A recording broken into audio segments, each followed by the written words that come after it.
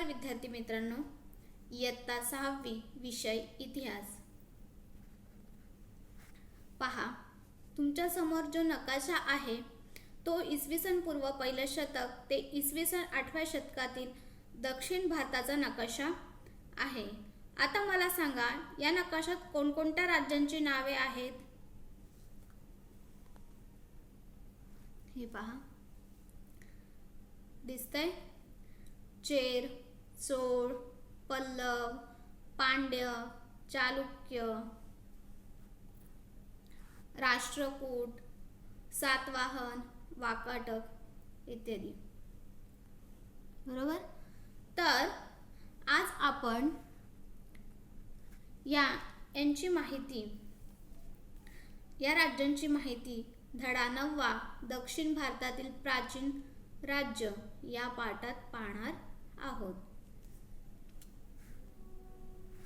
पहा, पहिला आहे चेर, पांड्य आणि चोळ राजघराणी. पहा, चेर हे प्राचीन केरळचे नाव होते. त्यामध्ये सध्याच्या केरळ राज्यातील त्रावणकोर, कोचीन, कोयंबतूर, सलेम, मलबार या जिल्ह्यांचा समावेश होतो. द्रविड म्हणून ओळखल्या जाणाऱ्या चेर, पांड्य आणि चोळ या दक्षिण भारतातील प्राचीन सत्तांमधील प्रमुख होत्या. पहा, रामायण व महाभारत या संगम साहित्यात या 3 राजसत्तांविषयी माहिती मिळते. तुम्हाला प्रश्न पडला असेल, संगम साहित्य म्हणजे काय? पहा, तर संगम म्हणजे विद्वान साहित्यिकांची सभा. साहित्यिक म्हणजे वेगवेगळ्या प्रकारचे लेखन करणारे लोक होय. निबंध, काव्य, महाकाव्य, नाटक इत्यादी लिहिणारे लोक. तर अशा सभांमध्ये लिहिलेले साहित्य म्हणजे संगम साहित्य होय. हे साहित्य तमिळ भाषेतील प्राचीन साहित्य आहे. संगम साहित्यातून दक्षिण भारतातील चेर, पांड्य, चोळ या राजसत्तांविषयी माहिती मिळते. पहा, हे साहित्य.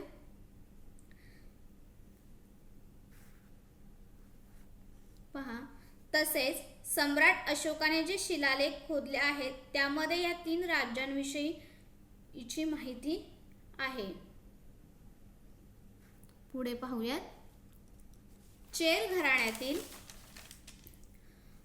पेरुनार, पेरुमचेरल आदन, उदयजेराल आदन, नेंडुजेरल आदन हे सर्व चेर घराण्यातील पराक्रमी राजे म्हणून ओळखले जात. चेरांचे राज्य कोकणच्या दक्षिणेस मलबार किनाऱ्यावर पसरले होते. राज्यकारभाराच्या सोयीसाठी राजांचे 5 जिल्ह्यात विभाजन केले होते. पहा, धर्माच्या बाबतीत चेर राजांनी कोणत्याही विशिष्ट धर्मास उत्तेजन दिले नाही किंवा त्याचा स्वीकार केला नाही. ते हिंदू धर्मीय होते. प्रजेवर धर्माच्या बाबतीत दडपण त्यांनी आणले नाही. पेरिप्लस तुम्हाला दिसते, Periplus of the Erythraean Sea म्हणजे तांबड्या समुद्राचे माहिती पुस्तक. या पुस्तकात मुझिरीस हे केरळच्या किनाऱ्यावरचे अत्यंत महत्त्वाचे बंदर आहे. पुढे, मुझिरीस हे बंदर चेर राज्यात होते. या बंदरातून, पहा दिसते तुम्हाला, या बंदरातून मसाल्याचे पदार्थ, मोती, मौल्यवान रत्ने इत्यादी वस्तूंची इटलीची राजधानी रोम इत्यादी देशांमध्ये निर्यात होत असे. समजले इथपर्यंत? ओके. पुढे पाहूयात. पांड्य घराणे. ओके. पहा, प्राचीन दक्षिण भारतातील दुसरे राज्य म्हणजे पांड्य होय. पांड्य घराणे दक्षिण हिंदुस्थानातील एक प्राचीन घराणं होतं. पांड्यांची राजधानी मदुराई ही होती. हे राज्य आजच्या तमिळनाडू येथे विस्तारले होते. पांड्य राज्य हे गौतम बुद्धाच्या कालखंडातही अस्तित्वात होते. हे महावंश ग्रंथावरून माहीत होतं. या ग्रंथात बुद्धांच्या मृत्यूनंतर लंकेचा राजकुमार विजय व पांड्य राजकुमारी यांच्या विवाहाचा उल्लेख आढळतो.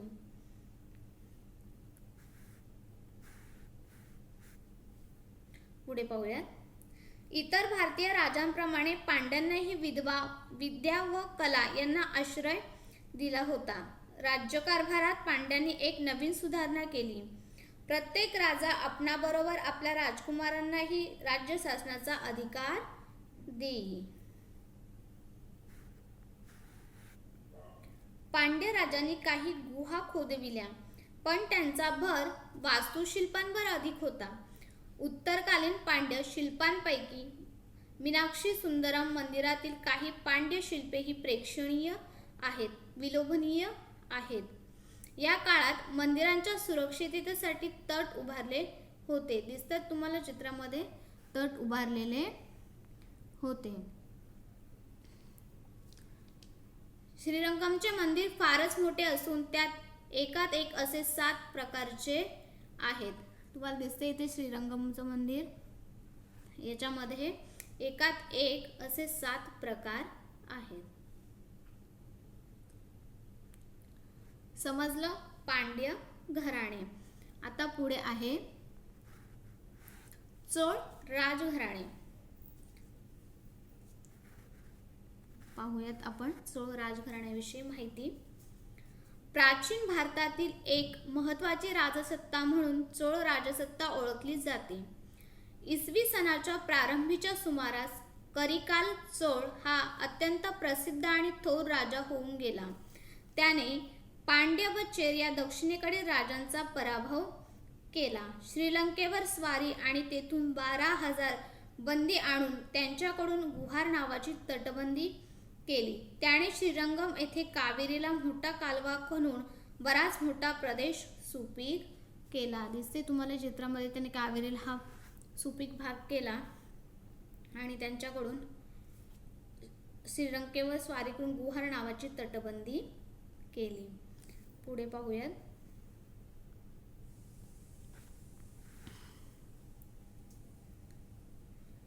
तमिळ राजसाहित्यात त्यांची राजधानी तिरुचिरापल्लेजवळ उरंगपूर म्हणजेच उरेयूर येथे होती. अशोकाच्या स्तंभालेखामध्ये चोळ राज्याविषयी माहिती आढळते. तमिळ साहित्याच्या इतिहासात चोळ शासन व्यवस्थेला स्वर्णयुग असे म्हटले आहे. तर अशी होती चेर, पांड्य आणि चोळ राजघराणी. समजले इथपर्यंत? ओके. पुढे पाहूयात आपण सातवाहन राजघराणे. सातवाहन राजघराणे हे दक्षिण भारतातील प्राचीन घराण्यांपैकी एक महत्त्वाचे शक्तिशाली राज्य होते.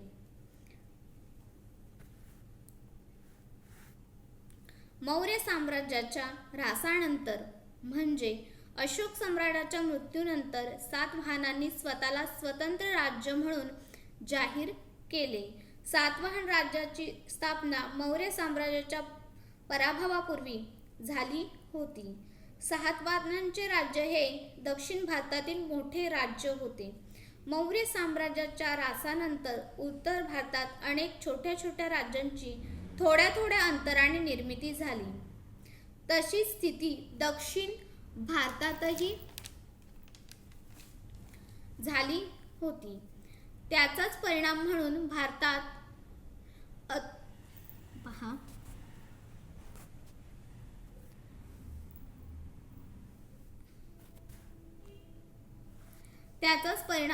भारतात अतूट अविभाज्य अखंड असे राज्य अस्तित्वात आले.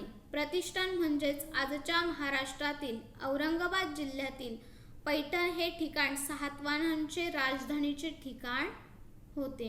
कोणते ठिकाण होते? पैठण. पुढे पाहूयात. राजा सिमुक हा सातवाहन साम्राज्याचा सम्राट होता. त्याने जवळजवळ 23 वर्ष राज्य केलं. सिमुकने आपल्या कारकिर्दीत अनेक बौद्ध व जैन मंदिराची निर्मिती केली.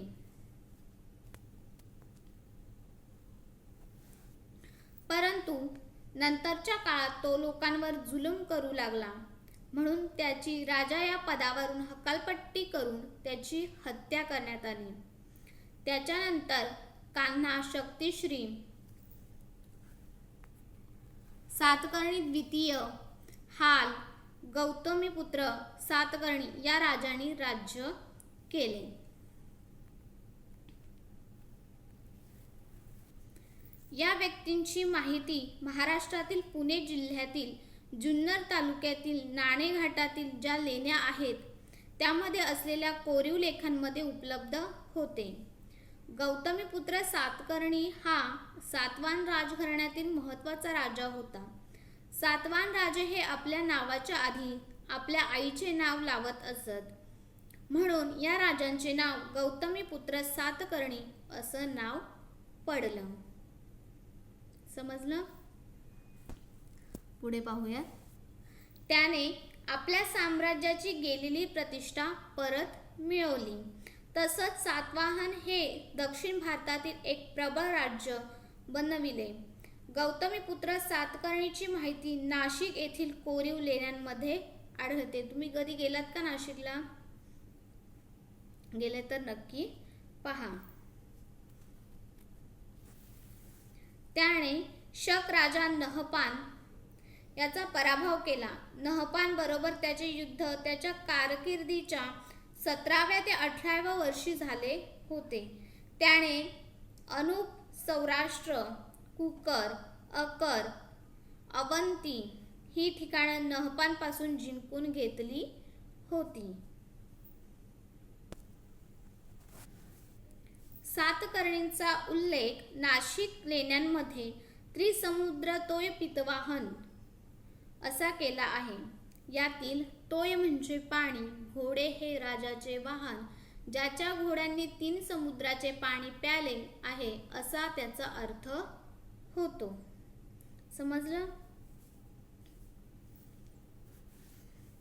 त्रिसमुद्र म्हणजे पश्चिमेकडील अरबी समुद्र, पूर्वेकडील बंगालचा उपसागर आणि दक्षिणेकडील हिंदी महासागर. यावरूनच सातकर्णींची किती पराक्रमी राजा होता, सातकर्णी हा किती पराक्रमी राजा होता हे समजते. समजलं? त्याचं अरबी समुद्र, बंगालचा उपसागर इकडे त्याचं राज्य पसरलेलं होतं. सातकर्णीच्या काळात सातवाहनांचे राज्य साम्राज्य उत्तरेकडील नर्मदा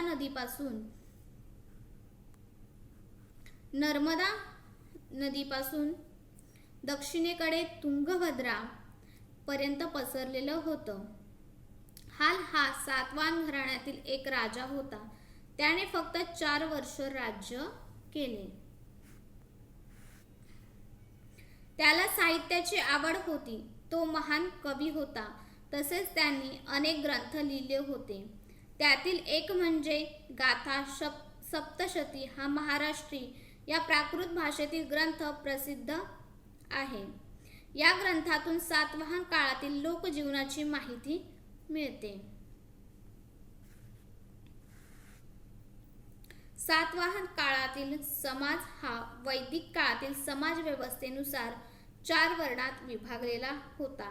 याच काळात बौद्ध धर्म व जैन धर्म यांचाही प्रसार झाला होता. दिसते तुम्हाला इथे? या काळातील आर्थिक परिस्थिती चांगली होती. लोकांचा मुख्य व्यवसाय शेती होता. तसेच वेगवेगळे उद्योगही केले जात होते. सातवाहन काळात व्यापारात खूप वाढ झाली. महाराष्ट्रातील पैठण,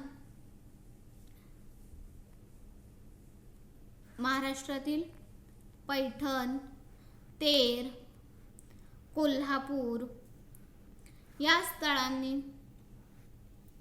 स्थळांनी व्यापाराची केंद्र म्हणून विशेष महत्त्व प्राप्त झाले. अनेक कला वस्तूंची तेव्हा निर्मिती झाली.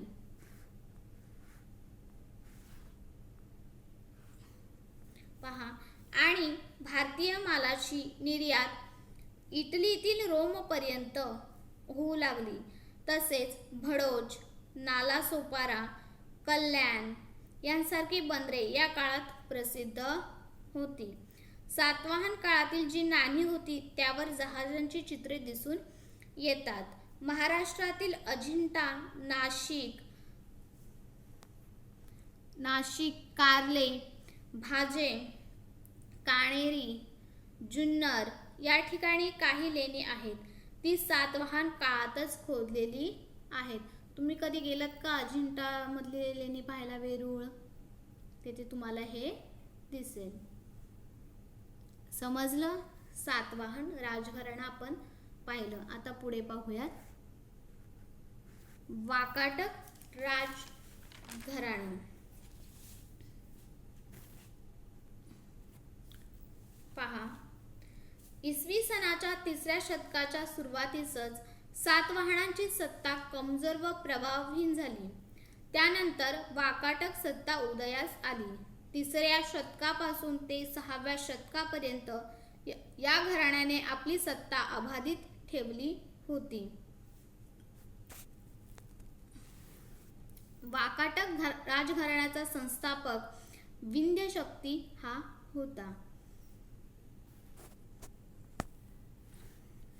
विंध्य शक्तीनंतर पहिला प्रवरसेन वाकाटक राजघराण्याचा राजा झाला.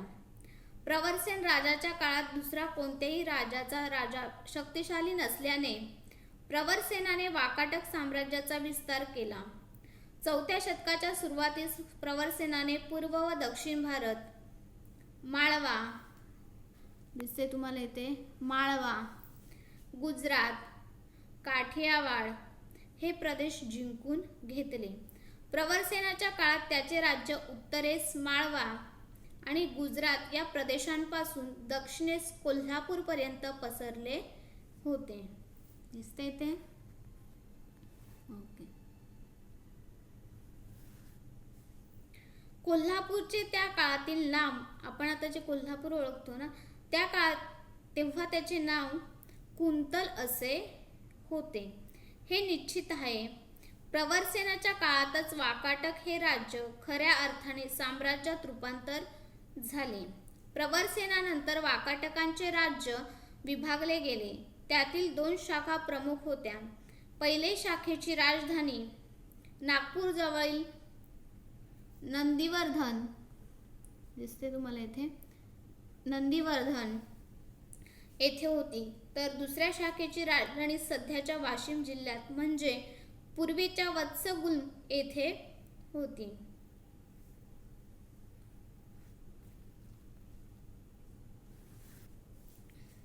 इसवी सन 4थ्या शतकाच्या मध्यात प्रवरसेनाचा पुत्र प्रथम रुद्रसेन हा वाकाटक साम्राज्याचा राजा बनला. त्याचा नंतरचा राजा पृथ्वीसेन प्रथम त्याने कुंतल जिंकले. त्यामुळे वाकाटक घराणे शक्तिशाली बनले आणि त्यामुळेच गुप्त सम्राट चंद्रगुप्तची मुलगी प्रभावती हिचा विवाह दुसरा रुद्रसेन वाकाटक राजाशी झाला. त्याचा फायदा दोन्ही साम्राज्यांना झाला होता. रुद्रसेन दुसरा याचा अचानक मृत्यू झाल्याने त्याची पत्नी प्रभावती हिने वाकाटक राज्याचा राज्यकारभार पाहण्यास सुरुवात केली. तिच्या कारकिर्दीत दुसरा चंद्रगुप्त याने त्याला मदत केली. समजलं? पुढे पाहूयात. 5व्या शतकात वाकाटकांचा राजा हरिसेन हा होता. कोण होता? हरिसेन. त्याच्या दरबारात वराहदेव नावाचा मंत्री होता. दिसते तुम्हाला चित्रात, वराहदेव नावाचा मंत्री होता. तो बौद्ध धर्माचा अनुयायी होता. हा जो वराहदेव होता तो बौद्ध धर्माचा अनुयायी होता. त्याने अजिंठा येथील 16 क्रमांकाचे लेणे खोदवून घेतले होते. अजिंठा लेणी ही महाराष्ट्रातील औरंगाबाद जिल्ह्यात आहेत. अजिंठ्याच्या इतरही काही लेण्यांमधील खोदाईचे तसेच ती लेणी चित्रांनी सुशोभित करण्याचे काम हरिसेनाच्या कारकिर्दीत झाले. भित्तिचित्रांची कलाही या काळात अतिशय विकसित झालेली होती. वाकाटक राजा दुसरा प्रवरसेन याने महाराष्ट्र या प्राकृत भाषेत सेतुबंध हा ग्रंथ लिहिला. तसेच संस्कृत भाषेतील महान कवी कालिदास यांनी सुद्धा याच काळात मेघदूत हे काव्य लिहिले. यावरून वाकाटक घराण्याची कला, साहित्य, शिल्पकला, धर्म या सर्व गोष्टीतील अभिरुची दिसून येते. समजलं तुम्हाला इथपर्यंत? ओके. तर आपण आता प्रश्न पाहूयात. पहिला, 7 ओळखा पाहू. सातवाहन राजे त्यांच्या नावाआधी कोणाचे नाव लावत? मनातल्या मनात आठवा बघू. बरोबर, त्यांच्या आईचे नाव काय लावत? गौतमीपुत्र सातकर्णी. दुसरा, कोल्हापूरचे प्राचीन काळातील नाव काय होते आठवा? बरोबर, कुंतल. तिसरा आहे पांड्य राज्याची राजधानी. ओळखा पाहू. बरोबर, मदुराई. प्राकृत भाषेतील प्रसिद्ध ग्रंथ. बरोबर, गाथा सप्तशती हा महाराष्ट्रातील प्राकृत ग्रंथ होता. ओके. तर आपण काय पाहिलं बरं? बरोबर, चेर, पांड्य, चोळ राजघराणे, त्याच्यानंतर सातवाहन राजघराणे, त्याच्यानंतर वाकाटक राजघराणे. ओके. आता हा स्वाध्याय तुम्ही लिहून घेणार आहात आणि सोडवणार आहात. पहा स्वाध्याय. पाठातील कोणत्याही 3 चित्रांचे निरीक्षण करून तुम्हाला काय माहिती मिळते ते तुमच्या शब्दात लिहा. पाठात अनेक चित्र आहेत, त्यांचे निरीक्षण करा आणि तुमच्या शब्दात ते लिहा. तुम्हाला समजलंच असेल. धन्यवाद.